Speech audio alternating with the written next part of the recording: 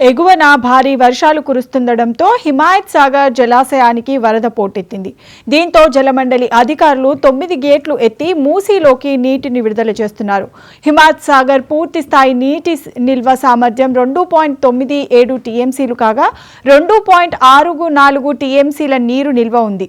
ప్రస్తుతం జలాశయంలోకి 17,000 క్యూసెక్కుల వరద వస్తుండగా 7,926 క్యూసెక్కుల నీటిని దిగువకు విడుదల చేస్తున్నారు. ఈ నేపథ్యంలో మూసీ పరివాహక ప్రాంతాల ప్రజలు అప్రమత్తంగా ఉండాలని అధికారులు హెచ్చరించారు. మరి కాసేపట్లో మరో 2 గేట్లను ఎత్తుతున్నట్లు తెలుస్తోంది.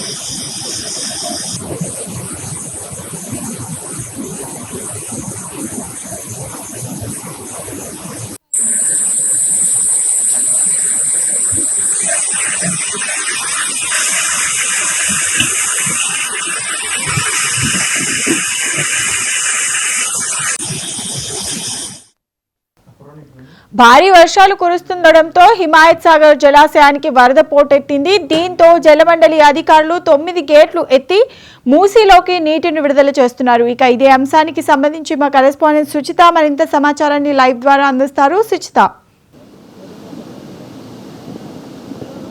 ఎస్ బబిత, గత 3-4 రోజుల నుంచి పడుతున్న వర్షాలకి తీవ్రంగా అయితే ఉధృతి అంటే నీరు ఉధృతి ఎక్కువగా అయిపోయి అయితే హిమాయత్ సాగర్ సంబంధించి 9 గేట్లు అయితే ఓపెన్ చేయడం జరిగింది.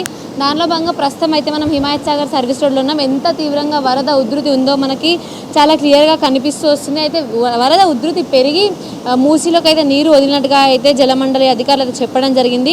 ప్రస్తుతం హిమాయత్ సాగర్లోకి 17,000 క్యూసెక్ల ఇన్ఫ్లో ఉంటే దాదాపు 3,854 క్యూసెక్ల వరద నీటిని అయితే దిగువకు విడుదల చేస్తున్నారు అధికారులు.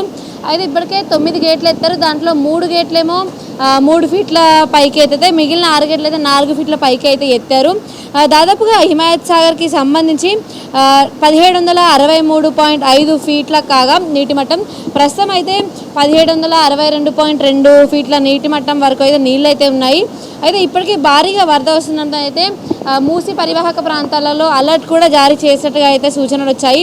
అయితే హిమాయత్ సాగర్కి సంబంధించి ఇంకో 2 గేట్లు కూడా ఎత్తే అవకాశం కూడా ఉంది అంటున్నారు.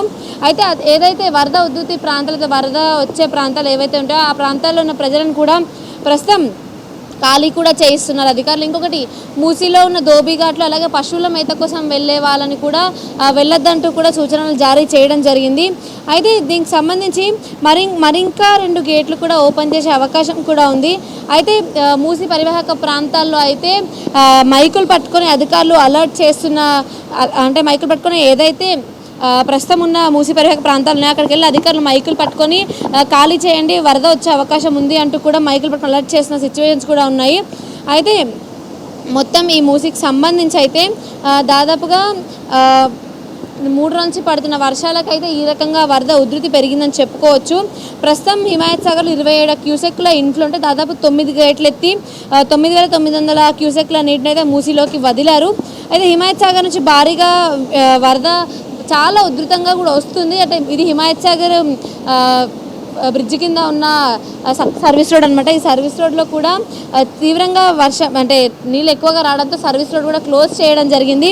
ఇదనే కాదు, హిమాయత్ సాగర్, ఉస్మాన్ సాగర్ కానీ ప్రతి ఒక్కటి కూడా చాలా ఎక్కువగా అయితే వరద రావడంతోనైతే ప్రస్తుతం అవన్నీ కూడా క్లోజ్ చేసిన పరిస్థితులు కూడా కనిపిస్తున్నాయి.